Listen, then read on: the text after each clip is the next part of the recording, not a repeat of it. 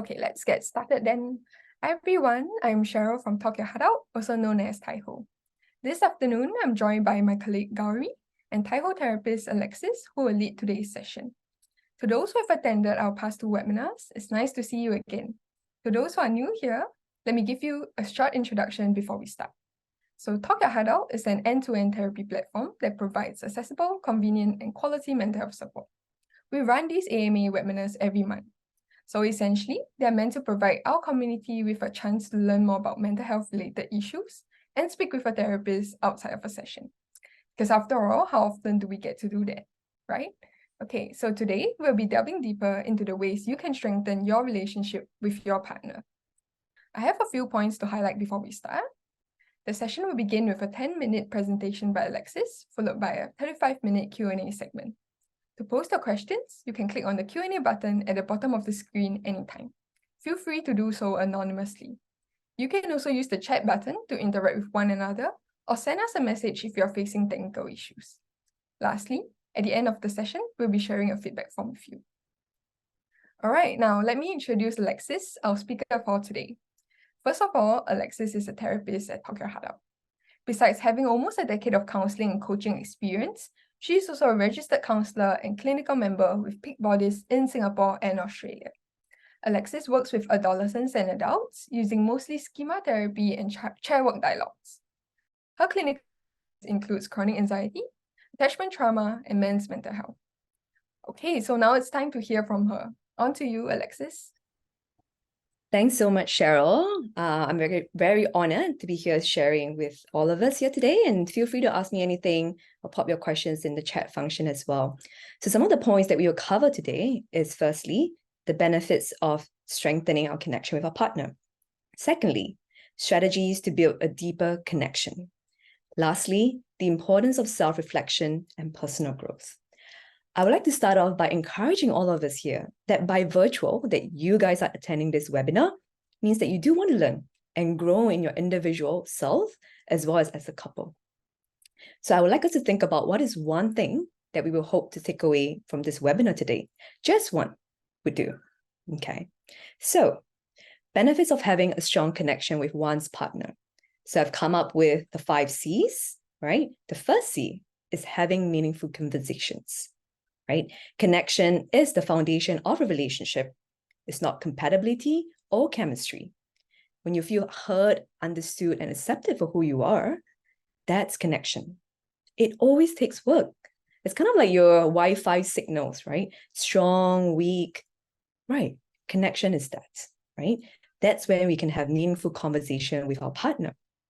The second C is having effective communication of feelings and needs. Right? You cannot communicate how you feel and what you really need if you don't feel connection, because there is no safety, right? Thirdly, the third C is coping styles.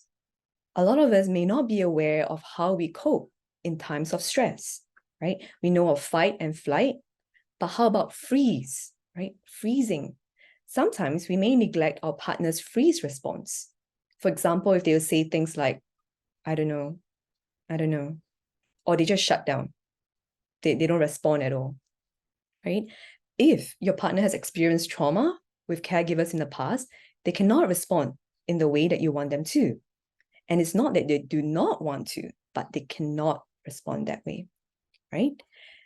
The last C, conflict resolution, right? When you have a strong connection with your partner, you feel safe enough to ask for timeout when needed. You know how to respond and not react. Okay, so what are some strategies, right, that we can go about building a deeper connection? So there's 4 of them. The first one, understanding and expressing needs, right? How do we learn to communicate our expectations, right? We can't think like, oh, our partner, they have some telepathy, they know what we need, or, they know even without us sharing them. We need to communicate so that they know how they can provide support for us, vice versa, right? Knowing each other's receiving love language. Is it quality time? Is it physical touch? Is it words of affirmation, acts of service? If you are not quite sure what's your receiving, giving love languages, you can actually take a quick quiz that you can find on Google, right? This also allows us to practice active empathy, listening, and also understanding, right? Secondly, being present physically and emotionally and spending quality time with one another. No matter if you're in the infatuation, honeymoon phase, or you are in a very long-term relationship for decades, we all need this, right? It's not about doing things separately but in the same room, yeah? Like one person on the laptop, the other person looking at their phone. They're spending time, right? In a cafe or in a living room, but we are doing different things. No. We actually talk about our day, right? Engage in some conversations. Something I like to encourage individuals and couples is, what are some highs and lows of your day? Highs meaning something exciting, interesting. Low meaning something where you felt frustrated or overwhelmed, right? Talk with your partner. Thirdly, it's how to navigate arguments productively, right? Learn how to take a time out and take a step back, right, from your emotions so that you know how to respond and not react. I know, it's very, very difficult, but with practice, you'll get there, right? How about seeking and granting forgiveness? Not be quick to nag at that person, blame, criticize, put down, yeah? Conflict resolution, right? A lot of times couples don't resolve certain conflicts or one person don't have the closure. And eventually this leads to a lot of resentment and bitterness, yeah? So this requires a lot of active listening and assertiveness, which I'll cover a little bit later, okay? Lastly, celebrate one another, right? Explore new experiences together. Not let's talk about all the weaknesses the other person has, weaknesses I have, but strengths. What are your strengths as a couple, right? Plan group dates with one another, with other couple friends, invite feedback. And also this helps you to know that your struggle as a couple, you are not alone. There are other people that are facing similar challenges maybe, or dynamics, and you can get suggestion and feedback from them, right? And you can also encourage personal growth, which I will also talk about later, right? To go on your own personal growth journey, right? To find out more about yourself. Then we talk about importance of self-reflection and personal growth. Yeah. We know all this self-care, self-reflection and all that. But I also just want to highlight, some areas. Why is it important? Firstly, right, most people kind of want to reflect, but they don't know where to start. So hopefully these will help you convince you why it's important, right? So knowing your values and dreams. Who are you? What do you want in life? What do you look out for in a life partner, right? Some of the values could be maybe hardworking, being diligent, or stability, adventure, or kindness, right? What are some of your values as an individual and in your partner? Strength and growth areas, right? What are your own strengths and what are your strengths as a couple, right? Growth areas meaning uncovering blind spots, right? Sometimes you may not know what you need to work on in, right? So ask for feedback, right? With safe people, always with safe people that you know you and that you can trust, right? Lastly is to know your couple and family dynamics.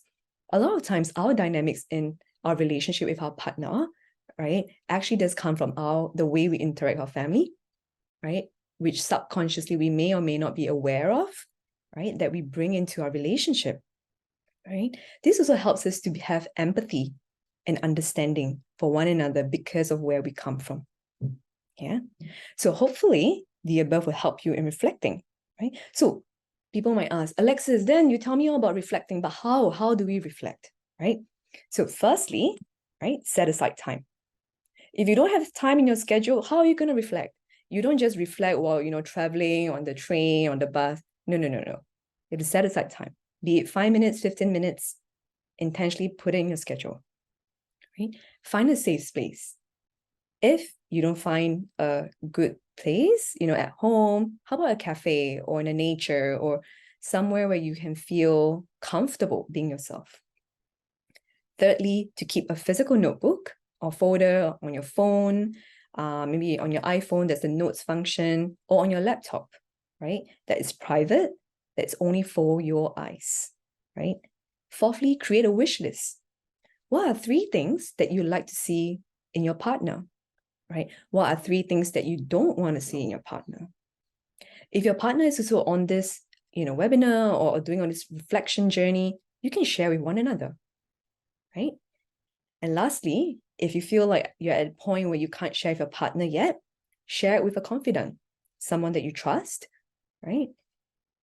So lastly, I just want to end off with this quote, right? If you forget everything I've talked about so far, just remember this quote. It will really guide you in your relationship in your partner. John Gottman, who is a renowned marriage therapist and founder of the Gottman Method, which some of you here might have known, says that the magic ratio is 5-1. For every negative interaction during conflict, a stable and happy marriage or relationship has 5 or more positive interaction. So what does this mean? This means that, say, you have a nasty fight the past week, right? You need 5 more good times together, be it eating good food, finding out a good restaurant, doing something fun together, in order to nullify the last fight.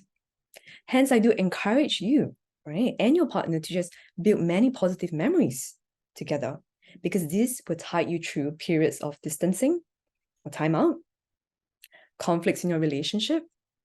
And for those of us in marriage, it actually would help affair-proof your marriage.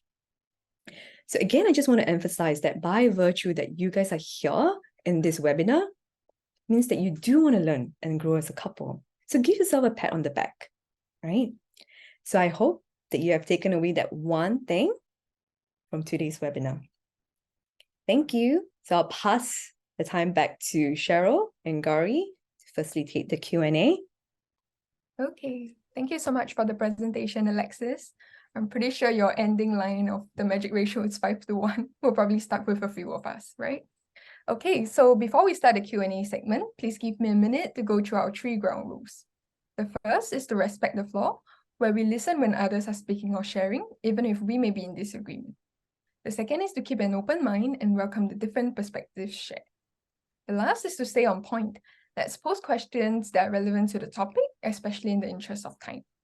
Also, you may all send your questions in anonymously via the Q&A button. But if you prefer to speak up later, feel free to raise your hand and we will unmute you. Please note though that we will address you by the name you have indicated in this case. Right, that's all I have. Feel free to ask away.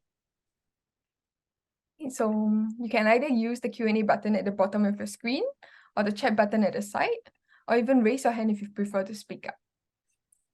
Okay, so we'll give a minute for questions to come in.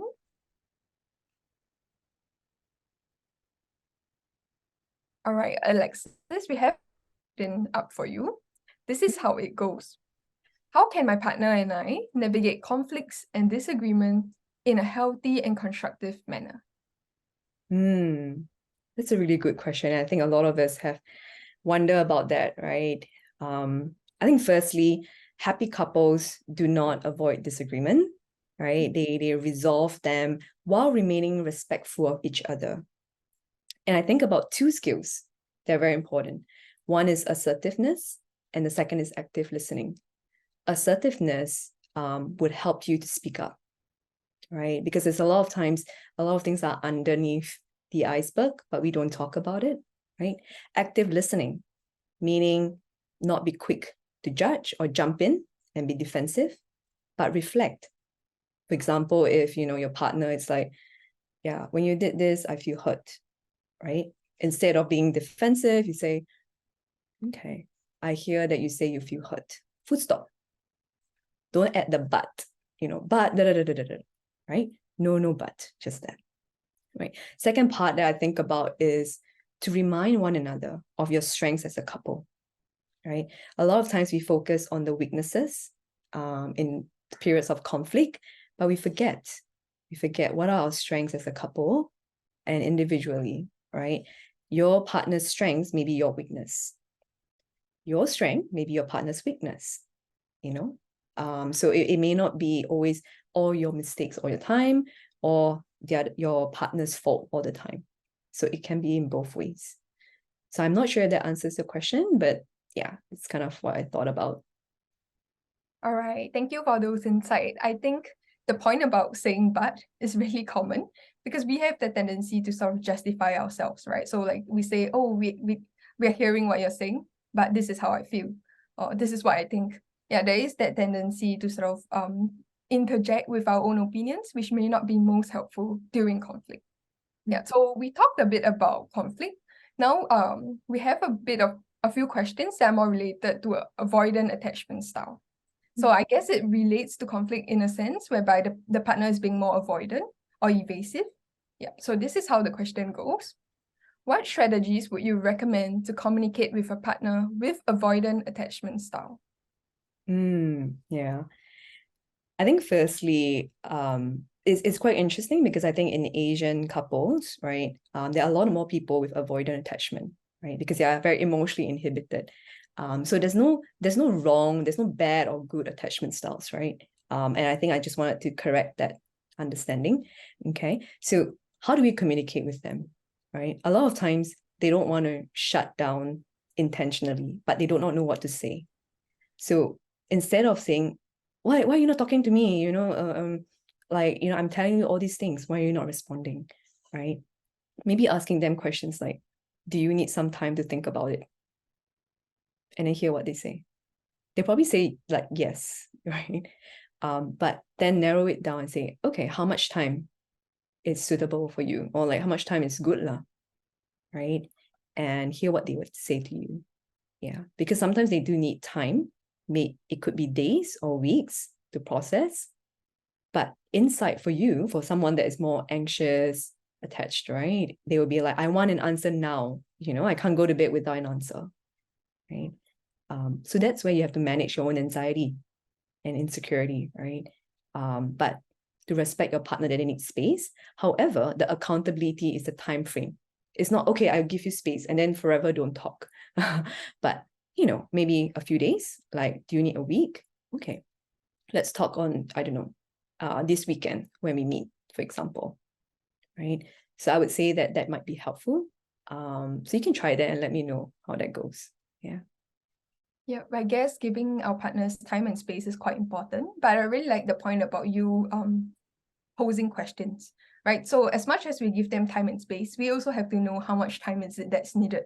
Because we can't keep saying, okay, I'll give you time, I'll give you space, but then the conversation never comes to an end, right? So we're always waiting for an answer without knowing the next step to proceed. Yeah, so maybe asking them, like, how much time is it that you need can actually help to provide a timeline so that they know what to think about and when to come back. So in that sense, we have another question. This is how it goes. How do my partner and I help each other without being a parent to each other? So this is the question that the attendee has posted, and this is how they feel. Sometimes I get annoyed and end up mothering him, and I don't want to end up being so controlling like my mom, like my and his mother. Do you Okay. get the question? Okay. Yeah, I can read the question. Okay. Yeah, that's quite interesting.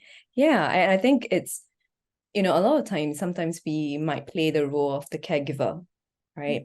It doesn't matter whether you are a female or a male, right? It's not the stereotypical like, oh, only the female is the caregiver, but depending, right?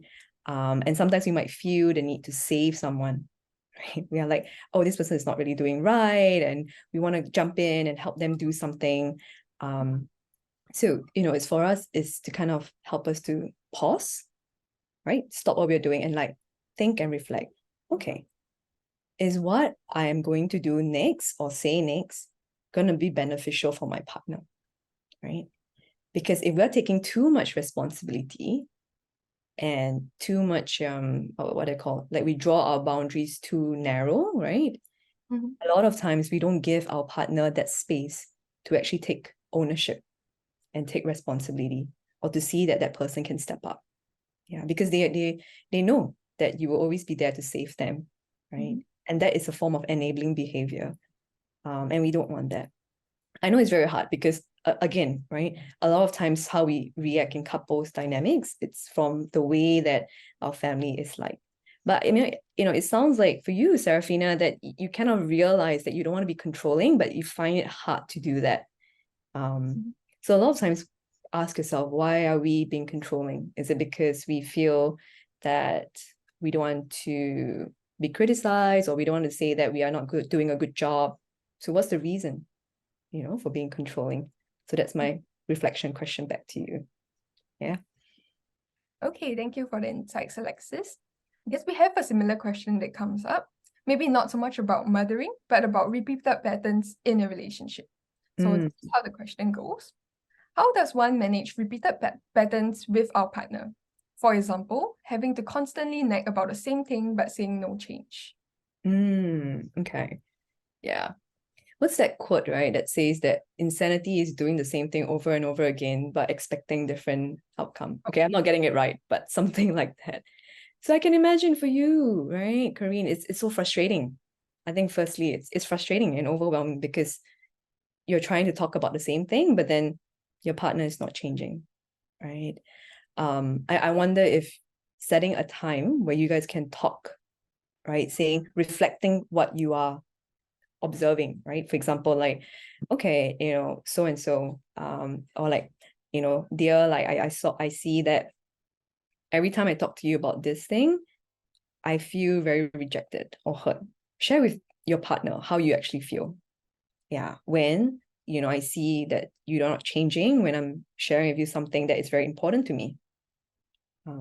So there are certain things that we can share with our partner, right? Like we want them to change, but we cannot change everything about them. We cannot change their personality.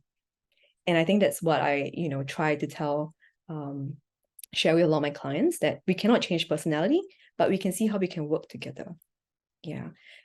Maybe your partner might feel like, oh yeah, you're always attacking me and all that. This is the way it is, right? And they feel very surrendered about it. They cannot do anything, helpless. But what if, right? It's about communicating and identifying what they are doing well, seeing small progress, right? Encouraging their strengths, even however small. Like, oh, today you actually helped to put away the dishes, right? Oh, today, you actually help take the kids to school. Thank you for doing that. I really appreciate it. So also observe positive behavior and not just only the bad and negative behaviors that you see. Hopefully that helps. Yeah. I guess so, because usually when you have been together with your partner for some time, right? You fall into a routine whereby you ask each other repeated questions, or you tend to notice things that irk you. And these may be qualities that you liked about them before. Yeah, so I think over time, a lot of things change in the relationship. And so having to notice repeated patterns, maybe voicing them out, as well as providing comments when your partner perhaps did something positive for you, can be helpful. Yeah, and also there is a balance, right? It's not just critiquing them all the time. There is also time where you give them credit, where you appreciate them. Yeah. Okay, so we have a few comments in the chat. They're talking about how other people tend to get involved in a relationship. So this can include family members who are sort of interfering or giving advice as to what a person should or should not do. So Alexis, in general, what do you think would be something you would say to them? So how can they stop themselves from getting annoyed by their partner, per se? Yeah. So I think managing in-laws relationship. So whoever's parents we manage our own parents. Okay, let me put it this way. Okay. And our partner, right, or our spouse shouldn't be the one that get involved. Right. Let's say, right, if our parents, even if we are married, we live apart, we have our own family unit, but then our parents are making a lot of comments and digs about our partner or our children, kind of thing. It is our responsibility, right, to talk to our parents. Yeah, it is not about our husbands to get involved, right? Because what happens is that it will complicate things and it make things harder for your partner and your parents, their in-laws relationship, and you don't want that to happen. So, for example, sometimes your parents might share with you negative things about maybe your partner, like this person like good for nothing, why is he bumming around, not helping out in the house, why are you the only one doing all these things, blah, blah, blah. Anything negative and critical, I usually encourage my client to, you don't share with your partner because it's not going to be helpful to build the person up. You just tear the person down, right? So don't share that. But you can keep the feedback on your own, and maybe you can respond to your own parents saying that, yeah, I also see that, so and so, he or she is trying to grow, and it will take time. It's not going to be immediate, but they know it too, and they're trying their best. Yeah. So I hope that this example actually helps as well. Yeah. Yeah, but I think the point is really salient, right? Because a lot of times I think between a relationship, it doesn't just involve two partners. Sometimes family members get involved, friends get involved, and pass comments and things like that.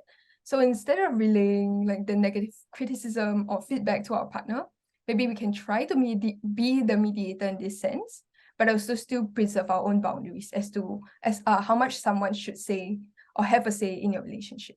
Yeah. Okay. So now we have a question that is slightly different. It's about the interest between partners, right? So here is the question.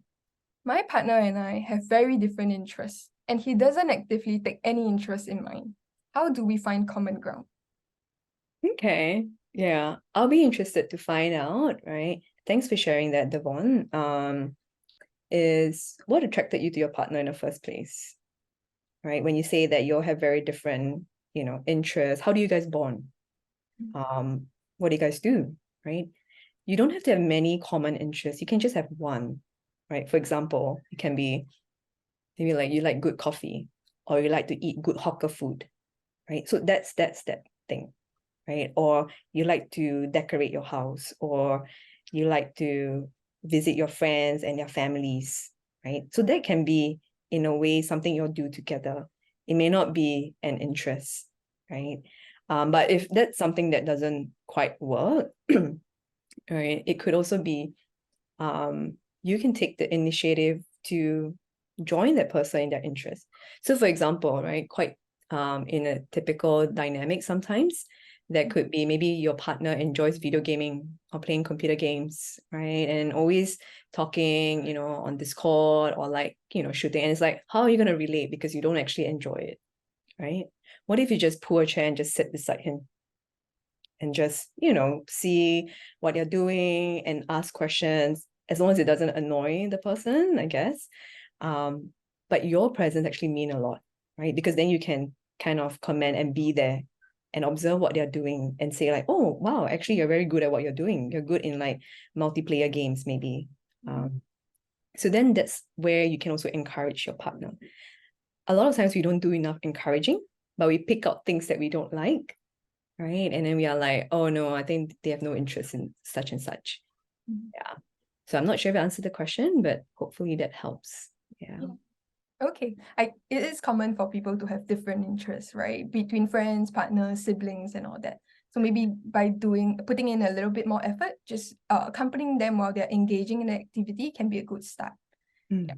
Okay, so I have an interesting question here that doesn't deal as much about strengthening your relationship with your partner, but about commitment. Right? Here is the question. How do we deal with the fear of commitment in a relationship? Okay. I can see how this actually, there might be a lot of negative experiences in the past, right? There could be I don't want to say trauma, but maybe unresolved issue, maybe a relationship, or you witness something in your family, like dynamics between your parents or grandparents, your caregivers, right? So there usually is then a fear of commitment in a relationship. So I think what is that fear? Is it the fear of abandonment? Is it a fear of loneliness? Right? And I actually do encourage you to explore that with a professional, right? If it does hinder being more emotionally and physically intimate with your partner as well. But I think, on the surface, maybe because of a fear of commitment, our partner might feel rejected, right? Or they find that they can't get emotionally close to us. So I do encourage you to explore this area with a professional. Yeah. All right, thank you for that, Alexis. Now we have questions of various nature in the chat and in the Q&A, right? And so we've touched a bit about having other people interfere in the relationship, a bit about having different interests, and a bit about like recurring patterns in a relationship.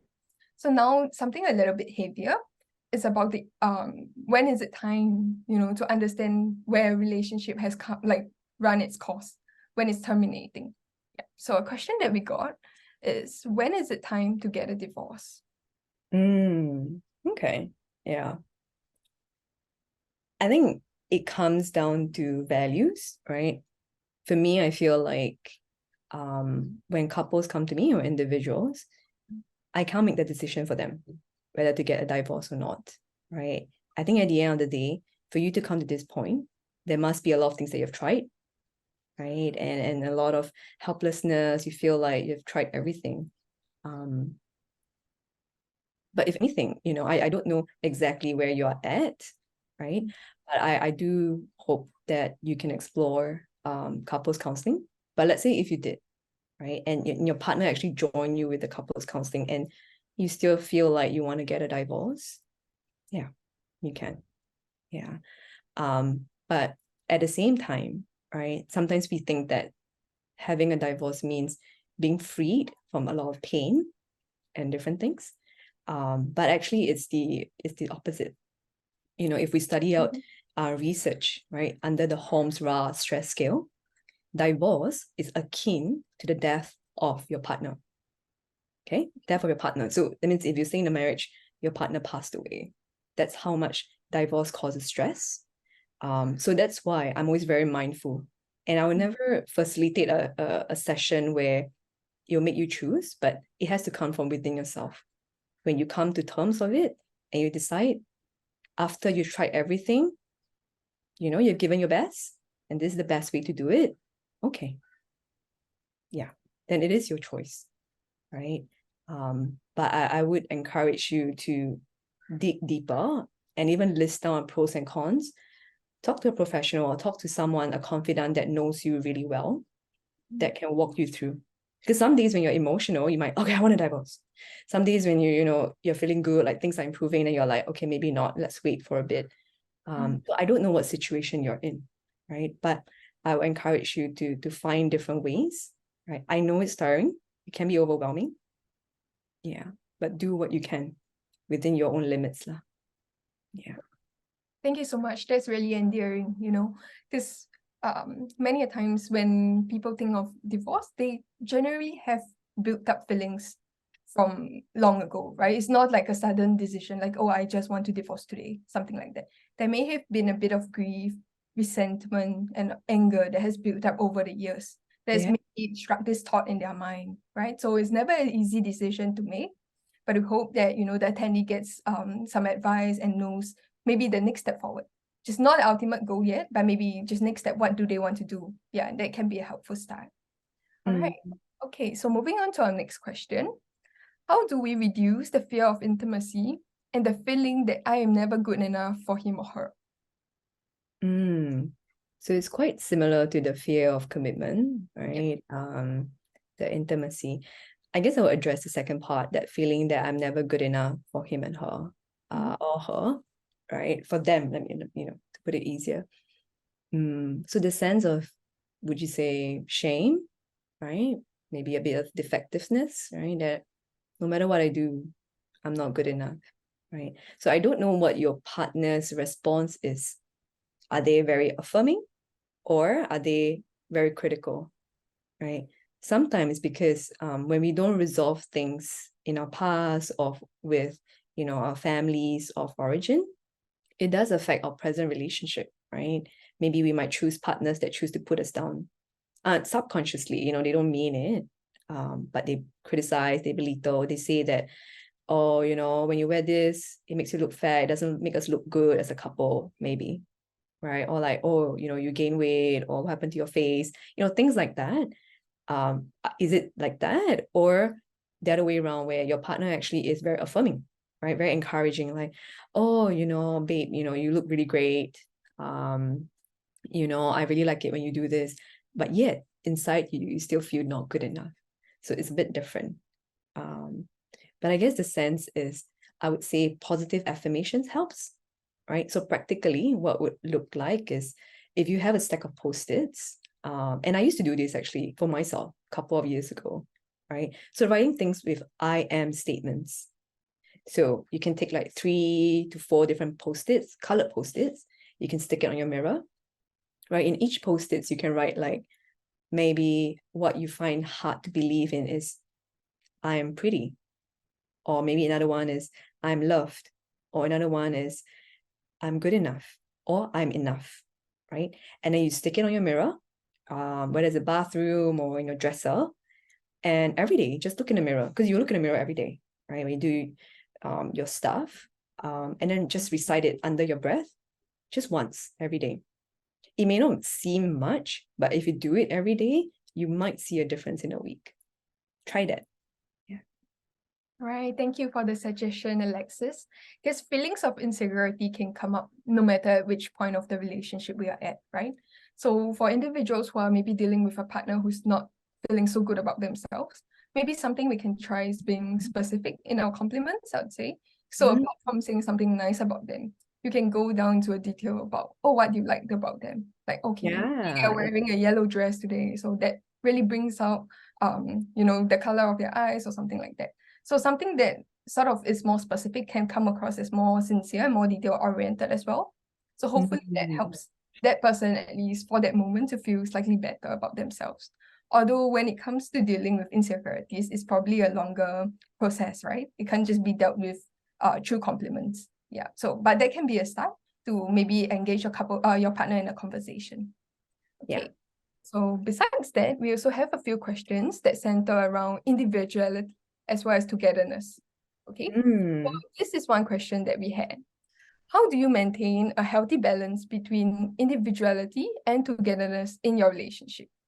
So what are the areas that we can give each other space when our lives are so intertwined? Okay. Yeah, I really like this question.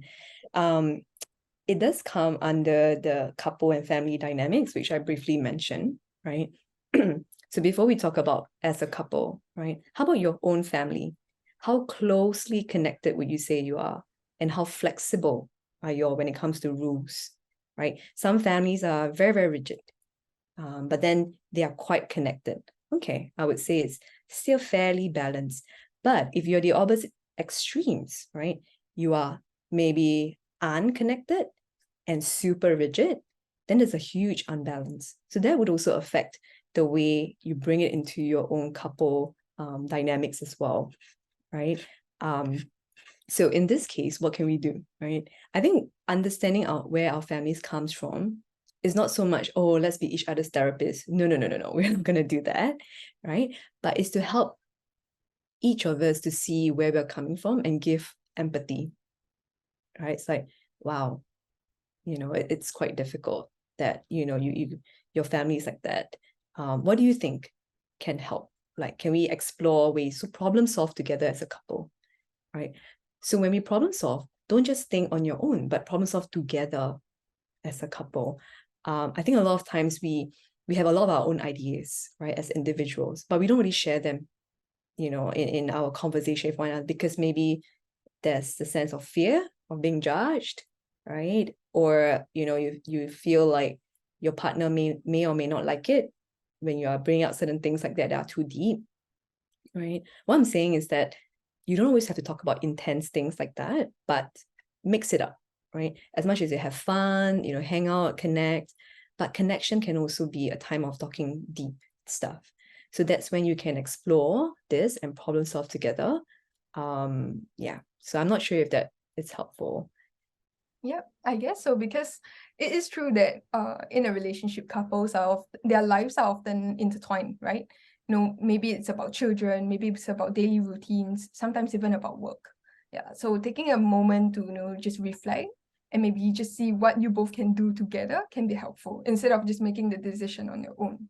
Yeah, so I think you brought up empathy, and we have a question that's around empathy as well. So this is how it goes.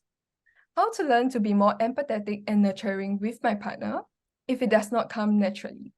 So the attendee has also mentioned that my default thinking is about me first. Right. Yeah. I think it's quite natural, right?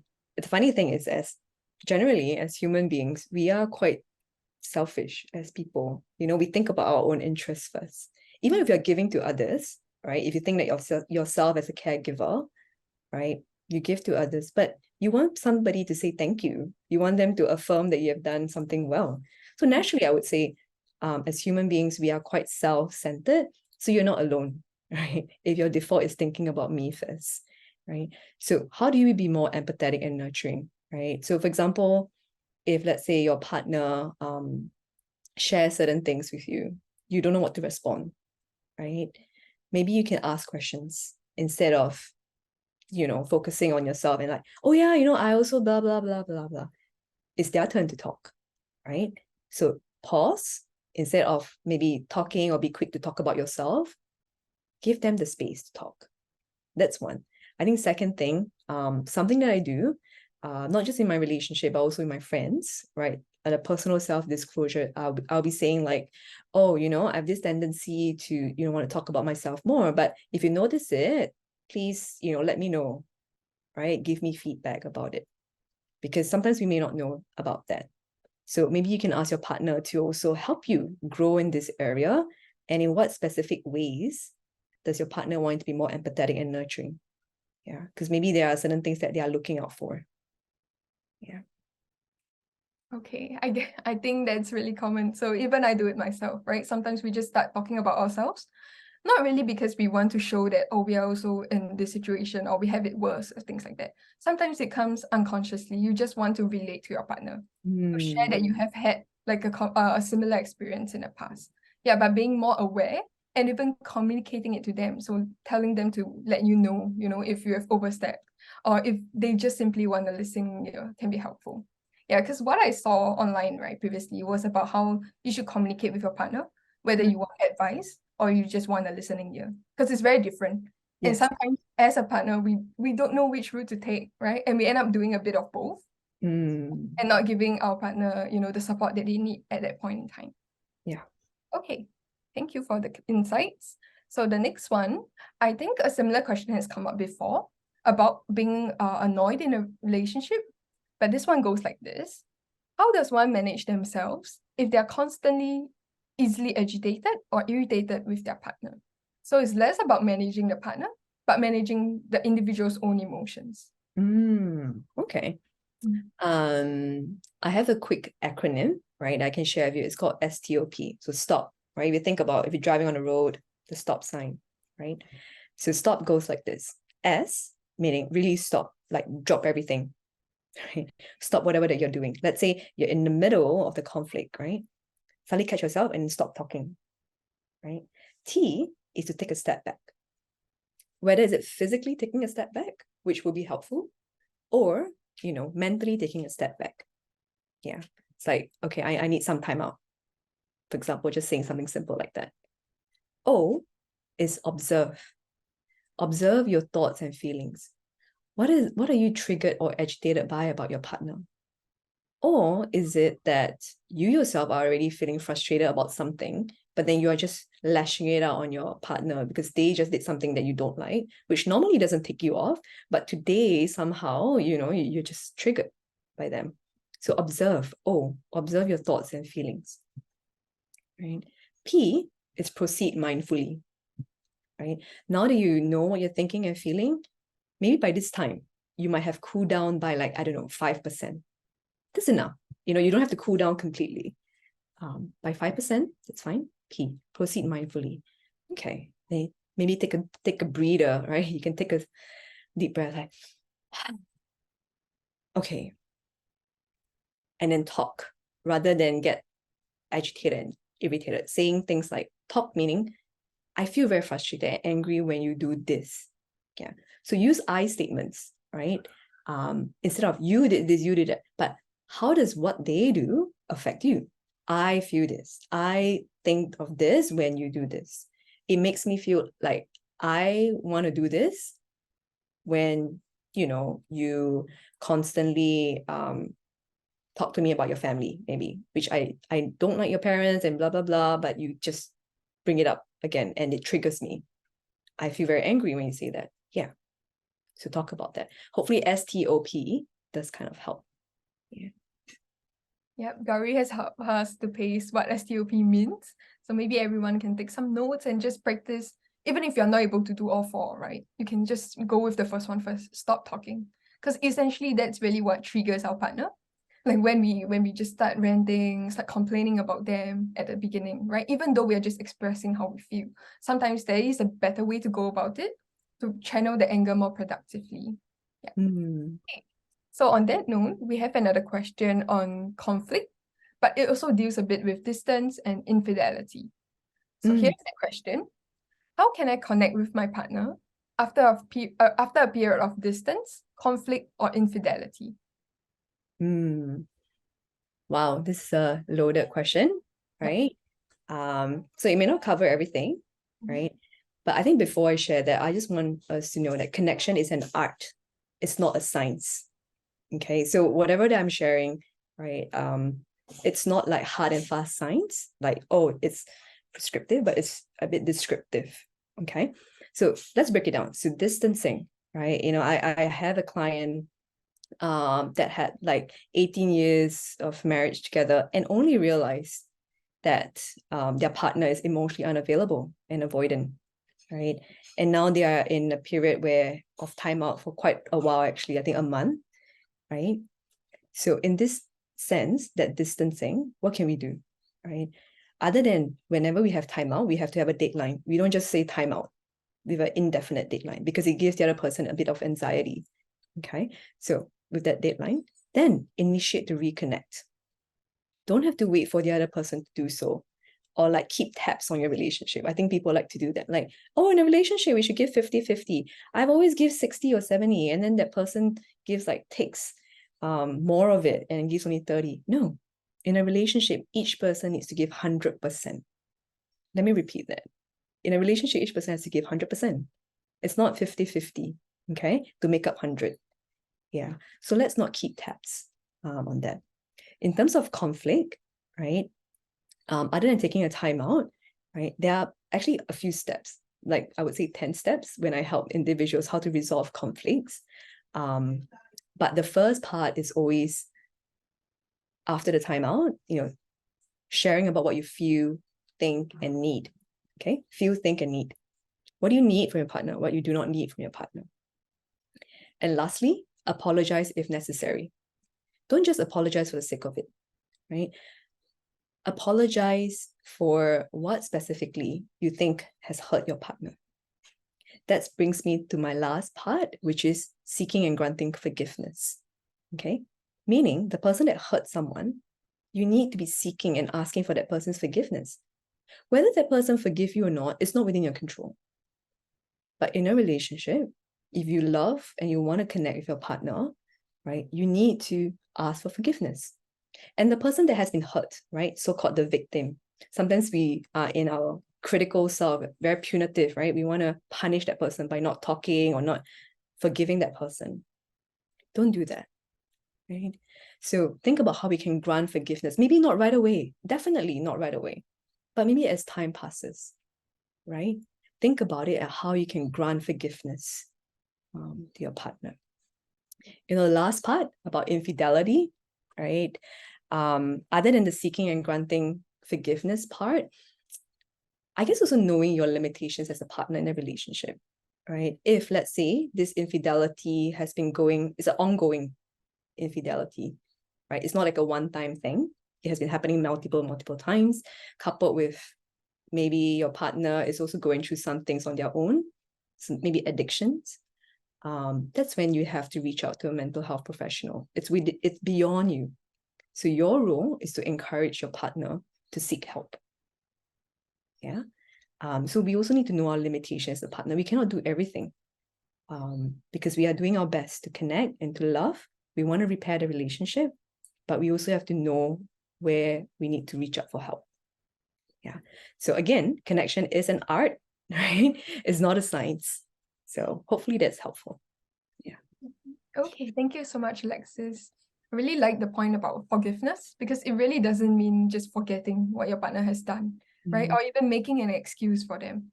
But in fact, forgiving when you are ready and not for the sake of forgiving can actually change the relationship in terms of letting your partner know what is it that they have done wrong, helping them to understand, and then making a compromise on your end as to how they can do better.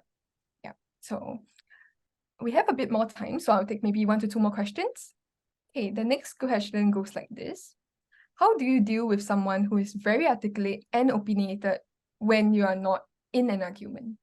So in this question, there is a gap, right, being drawn. One partner can be really vocal, really opinionated, and knows how to express themselves properly, whereas the other might be more soft-spoken or passive, or simply does not know the right words to say.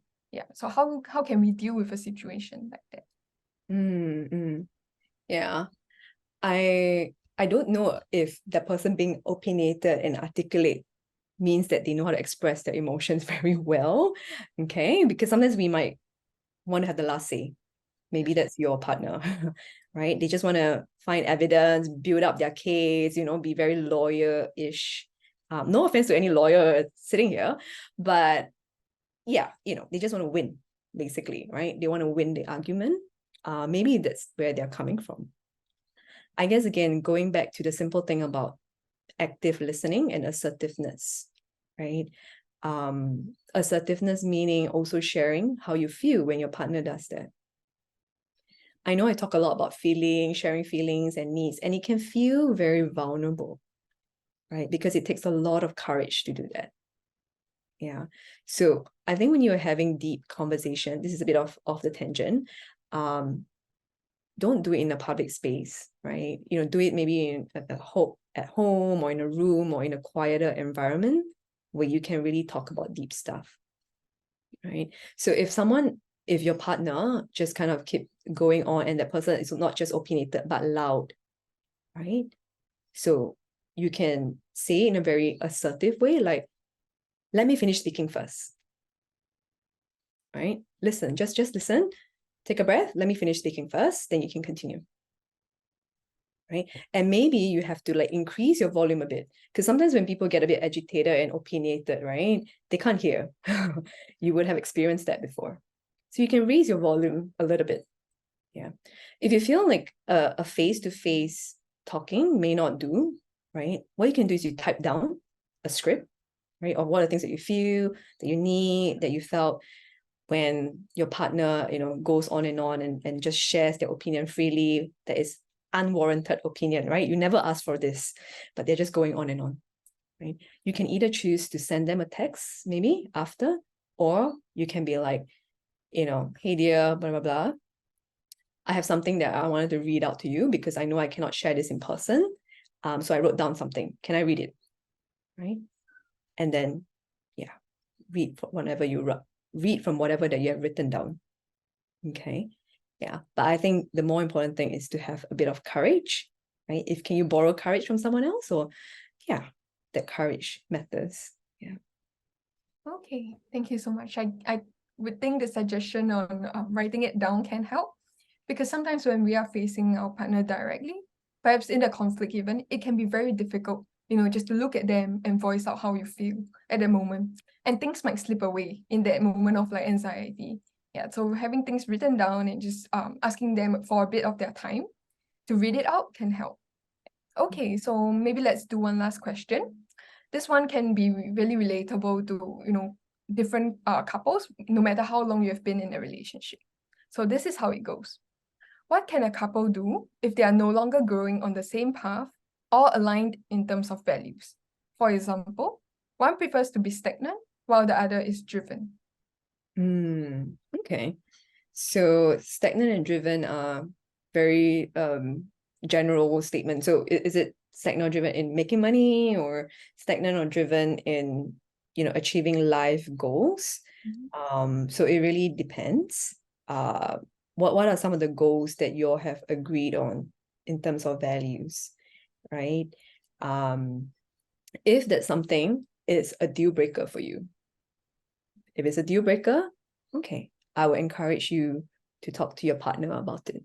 Yeah, and be very honest and open that this is a deal breaker for you. right? But not everything in life is a deal breaker. Yeah. So I think ask yourself, like, maybe you can even draw a list of your partner's strengths and weaknesses on your own. Don't ever show it to your partner, but privately, right? What are some of the strengths, weaknesses, or pros and cons of your partner? Is it just this particular area where your partner prefers to be stagnant while you're driven that really irks you, and you feel like this overpowers all his strengths and all the things that they have ever done? If the answer is yes, then okay, have an honest conversation that this is a deal breaker. But if it isn't, right, then I would, encourage you to talk about it, have more conversations about it, but also reflect on yourself. Like, why is this particular value so important that I'm willing to give up this entire relationship because of this value? Yeah. So hopefully that helps. All right, thank you, Alexis.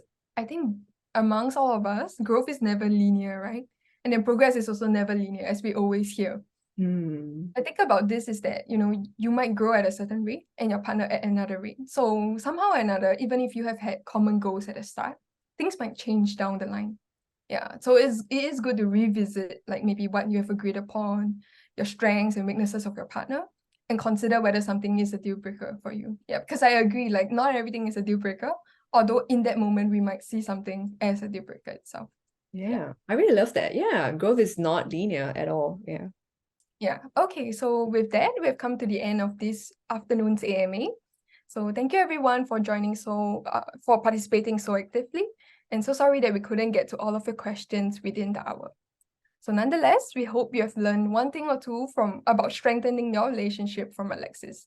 At least for me, a few things I can remember are the 5:1 ratio, stop, and maybe how communicating and connecting with your partner is an art, not science, right? So at the end of it all, I think it's important for us to recognize that our relationship has its own set of struggles. So let us be more mindful and proactive in nurturing and evolving the connection with our partner. Yeah. So with that, it's our time to hear from you. Please fill out the feedback form by scanning this QR code or clicking the link in the chat. Feel free to let us know how you found today's session and what other topics you would like to see. So thank you once again, Alexis, for doing the presentation and for taking the questions. And for the rest of you, we would love to see you at the next AME. Thank you. See you guys.